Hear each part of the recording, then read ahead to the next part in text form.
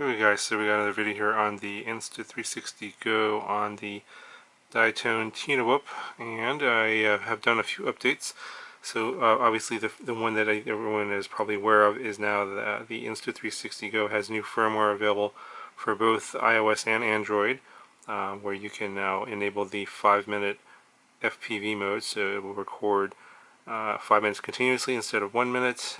Be aware that it does get very hot, so they've advised that you should be flying, obviously, to keep it cool, otherwise it will shut down and overheat, and you'll lose your recording if you're just using the 5-minute mode without actually flying it. But yeah, now the long-awaited 5-minute FPV mode is available for Android, which is what I use, and I got it working. Works absolutely awesome. Don't have to land anymore and then press the dumb button to record again. So in the FPV mode, you have to turn the camera on manually, and then manually turn on the press the button to actually start recording and stop recording. It's not too difficult. You can't use the FPV mode in the quick start mode, where you just basically the camera's off, you press the button like before, and it will record for 1 minute. It doesn't do that in the 5-minute mode. So that's the one change with the firmware on the Insta360 GO, and they also updated the firmware on the Tina Whoop to the latest version of Falco X. It does seem to have a little bit of a smoother tune. The rates are kind of very low for something like this, and so it's really good for this setup here for cinema whipping, because you'll have a lot.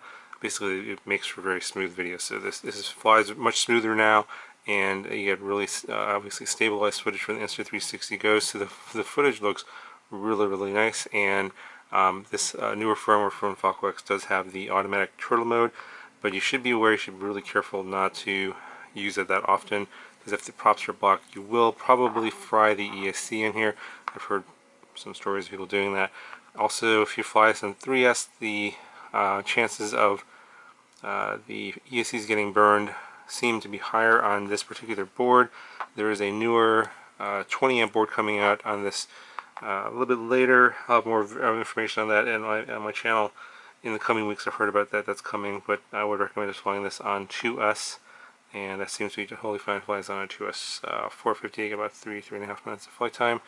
And then the last thing, as you'll know, I made a little custom TPU mount here for the Insta360 GO. You're going to need something like this to dampen the vibrations, otherwise the stabilized footage will get kind of wonky.